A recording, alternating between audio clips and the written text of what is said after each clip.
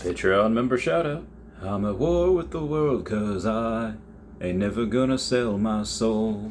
I've already made up my mind, no matter what I can't be bought or sold. When my faith is getting weak and I feel like giving in, you breathe into me again. Hey guys, how's it going? It is I, the real Randy Chavez. I'm coming at you today with the Veve Omi utility update video. Guys, if you're new, welcome. If you're not, welcome back. I love you all. Everyone say hello to Dashi. Hello, Dashi. Commenting, liking, subscribing is a free way to help support the channel. Non-free ways are Patreon and smashing that thanks button down below. So, first things first. Omi down around 0.7% on the day, where we did have the rest of the markets, the Dow, S&P 500, and the NASDAQ down about 0.2. So didn't outperform them, but we did outperform Bitcoin. Bitcoin was down almost down almost 4% on the day. So that was down to 22.9. Had just gone below that 23,000 mark. Will it keep going? I'm not sure. We'll see. One of the things announced today was a Buzz Lightyear drop. It does come. It is a blind box. It is in 3 rarities. I was trying to look at the numbers to see if they match the Woody numbers, because Woody has 13,999 editions, but this one has a little bit higher between the common, the uncommon, the rare, all that. This does appear to be 16,000, so there will be a couple of more Buzzes than there are Woodies, so I'm really curious to see how that plays out with the prices. That blind box is about $60, so depending on which one you get, it's just $60 for all of them. Right now, I would expect that to sell out. It's about $960,000, which would be a little over $500 million in Omi burn at these current prices. Why I expect it to sell out is because the Woody floor, which does have 2,000 less editions, but that Woody floor is over at $65 right now. That is a little bit above where the prices would be for Buzz for that blind box. So that's why I expect it. We do have an update from Puddin' Cheeks. It says, just a quick update on Veve monthly gem purchases. Haven't done one in a bit. We have surpassed the 2021 total through July of 2022, meaning that all the amount of gems that were purchased in 2021 were done in the first 7 months of 2022. Now, obviously, most of 2021 were in the last 3 months of the year, but it was nice to see a trend of reversal from the last month, though. And what he means by that is in April and May, we had $13 and $14 million in gem purchases. In June, we only had $8 million, but then this month in July, we had another $14 million in gem purchases, which I thought was pretty great. So we'll obviously pass that $200 million mark. Will we pass 250? Will we pass 300? Anything's possible. Depends what they do. I'm not 100% sure if we're going to be marketing right now, just in this bear market. But if we do, great. Then we should definitely pass the 300 million mark. If not, no big deal. We'll see.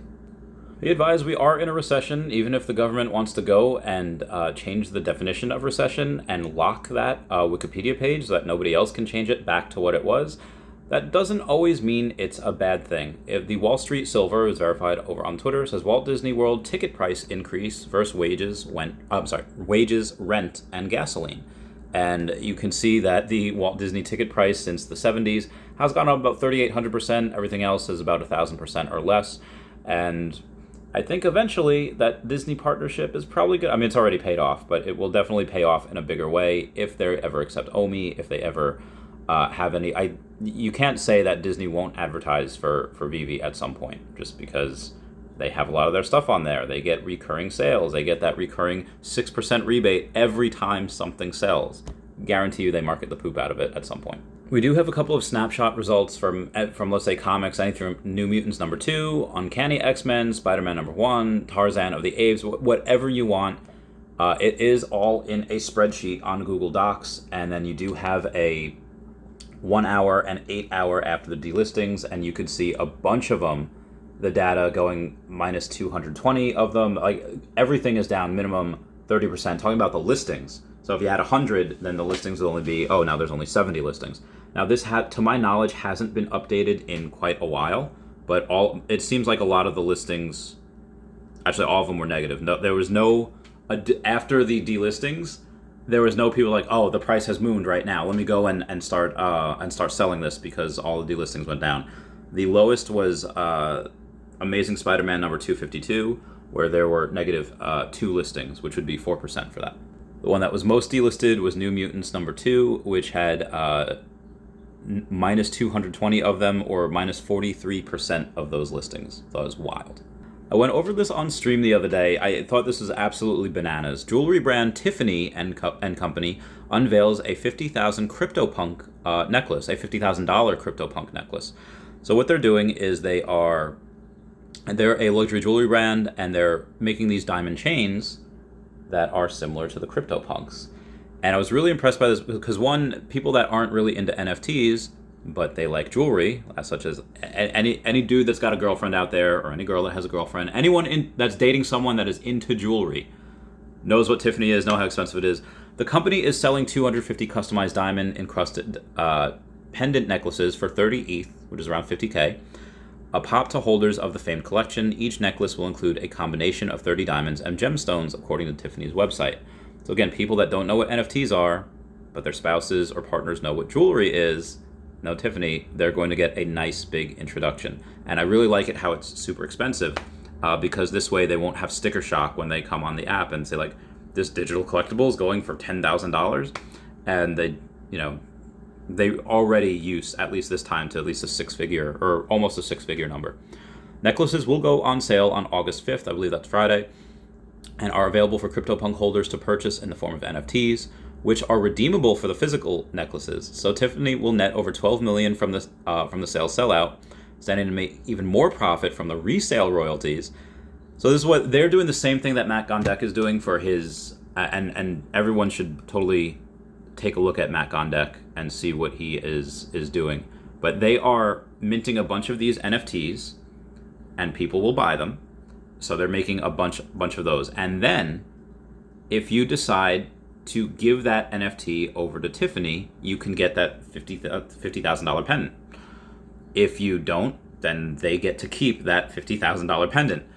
And it's wild. They either get the NFT and could resell it, or they go and they can just keep the jewelry. It's absolutely bananas. So I think that's a genius move. It's a lot of eyes that are going to go onto NFTs, especially ones that are high end. Again, you don't want people going to OpenSea and just seeing, like, oh, this Spider-Man poster, which again is not supposed to be on there because we're not on OpenSea yet. But you don't want to say, oh, this Spider-Man poster is like $20 worth of ETH. And then they come onto ours, they're like, oh, wow, these are hundreds of dollars. We want them to take a look at the ones that have high sticker prices so they don't have that sticker shock when they come in. Again, just my opinion. Speaking of high net worth stuff, utility, as everything, like I said, there'll be a lot of stuff for collectors that'll be pretty cheap. There'll be a lot of stuff from the high-end stuff. Like I said, we do have Rewind Collective and World of Women and Gorilla Girls and a lot more that is to be announced. There is a bunch of people that I am talking to, trying to get them onboarded, not just with the platform, although, if you want, link down below to the Discord, because the first 500 members, which will probably be filled in the next day or so, get a free NFT, and they get a bunch of different things below. Not only will you get that free NFT, but you will be invited to the first annual utility party and all of the below benefits, which is the first 1,000 members will get a bronze $100 NFT, and the first 10,000 members will get a special $50 NFT. And the people that have that do get entered in chances to win the following: an ultimate NFT or a trip, branded merchandise giveaways, weekly waitlist giveaways, and collaborations with other servers. So there's lots of reasons to do that. Just how there's lots of reasons to go mint a Feesh. Brock McBlockchain had gone and retweeted my video yesterday, basically just saying that if you mint 10 Feesh, I will give you a common alligator Loki. If you mint 20 Feesh, I think that's what it was, I will give you a ultra rare alligator Loki. I probably should definitely change that. And if you mint 100 Feesh, I will go and give you a secret rare alligator Loki. Yeah. And then if you take a look at the GIF that he had used on there from the Feeshes, it looks like Feeshes are in spatial. It looks like a bunch of stuff is in spatial. And I mean, he is working on 2 metaverses. I wonder what can happen in the future. Other news about Veve, we do have a couple of people that bought those Mighty Jaxx because they thought if you had number 91, 125 or whatever, you were supposed to get a physical Mighty Jaxx with that same mint number. A lot of people have reported that they haven't gotten a mint number with their physical Mighty Jaxx, or it was a different mint number. So there is some confusion there. I guess a bunch of people have reached out. I'm not 100% sure of the response from Mighty Jaxx. Again, that responsibility is on Mighty Jaxx, so the best thing I could say is just to email them and go from there. Another update to the terms of service, number 6, saying your account will be classified as dormant if it has been inactive for an uninterrupted period of 24 months. In the case of your account becoming dormant, Veve will notify you by email at least twice that your account is dormant. If you do not respond or resume your account activity within 6 months from that date we first notify you that your account is dormant, your account will be closed. There is a lot of people that are kind of up in arms about this, saying, why are they doing that? Kind of do that with banks. If your account remains dormant, or if you have too little money in there. This is why I invested in Square a lot, and I think PayPal and Square are really disrupting that industry, because banks work against poor people. Banks work against those poor people, and companies like Square with their Cash App and PayPal with Venmo, whatever. Cash App gives you a bank account and a routing number. They don't need you to have a certain amount of money in there. Again, enough of that little rant. So this does happen in the real world all the time if you remain dormant. Does it happen with everything? No, but HelloK had responded, because Veve is not an investment app, it is a digital collectibles app, and this is a very important distinction. We do have somebody saying, I don't agree why it cannot be considered an investment app. What are the differences between collecting and investment? So, again, because it's classified as a collectibles app, HelloK responds, because then Veve would need to register with the SECs that they're offering securities, and the process of doing so would be pretty long-winded for both Veve and the users. Now, you can use it as an investment app if you would like. I know many that do. Me personally, it's really just for fun. Even though I do expect most of what I buy, a lot of things on here to go up in the future. Again, you don't want it classified as an investment app because of that reason that HelloK had said. In other news, from the 8th to the 17th of this month, I might be a little absent, I might be a little gone. That is the time I am shooting. I can't say the location, I can't say where, but that is the time I am shooting for a project. The person that's working on the project has worked on most previously The Staircase, which is streaming on HBO Max right now. And this will be my first speaking role in this particular project. I thought my first thing would be with Darcy Donovan. Shout out to her for coming on the podcast and offering me that position in that movie. But it will be this. I will be shooting that in the next coming weeks. And if they go and they let me wear a Veve shirt, you can be damn sure I'm going to wear a Veve shirt. Brock has Feesh's being a producer in a movie. Veve shirt's going to be in something as well. I hope so. Also, does anybody know Benito Fernandez? One of the largest fashion designer over in Argentina, and is also CEO of Benito Official. Not only the largest fashion designer in Argentina, but one of the largest fashion designers in Latin countries in general, has focused on wearables and is looking to get into the Web3 space. And I just happened to have a meeting with him and his son recently. I think that would be really great for that company and whoever that company decides to partner with. I will keep y'all posted on that. So we do have people trying to make mountains out of molehills, saying that, hey, I don't think the team should tease Amazing Fantasy 15. Well, what did they do? They just showed us their collection. What do I do all the time? What do people do in general? They like to show off what they got. They like to go and say, like, hey, look at this really cool thing. They're collectors, like me. We understand each other. Maybe some people don't understand that, but when others say them to stop, it's like, okay, well, Elon Musk teases things all the time. The dude's got $1 trillion company. Are you going to tell him to stop teasing things also? There was even somebody in the Telegram saying, is Akomi trying to manipulate the market by creating all this false hype?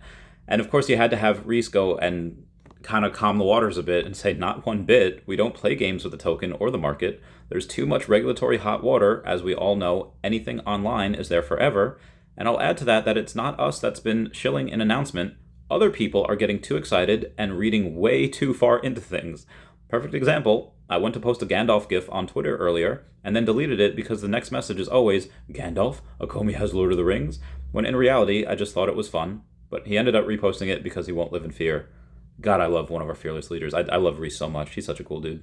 Also, a lot of times I will say it's almost never successful people that are trying to tear others down. It's almost always successful people trying to extend that hand to bring other people up to their level. A lot of times it is people that usually are not successful or jealous or fearful or hateful about other people that try to put projects down. Again, just putting that out there, a little food for thought. Anyway, guys, that's it for me. Please comment, like, and subscribe. Comments are good for the YouTube algorithm. Everybody, please check out at HeyDaveDon and at KingMavsForever over on Twitter. Standoff Chart and King Mavs over on the Veve app. Kobe Collects and OmiPlayer1 over on the YouTube. WraithX.eth, domain name. Kyle Willson, Wendy Stibalis, Puddin' Cheeks, Veve Las Vegas, Taps Trades, Mars Davis, Legacy Bermuda, Sody Pop Media, Metal Lemon, Veve Darklink, and Veve Vibes, all on the YouTube. At Nomad with Guitar, at Wet Wizard Veve, and Gary O at 1234CA3, all on the Twitter. And Fanny Carbonell FR over on the TikTok. Everyone check out the fairy tale shirt. Everyone say bye-bye to Dashie. Bye-bye, Dashie. I love you guys. Goodbye. Meow, meow, meow, meow, meow. There's a cat over here. Meow, meow.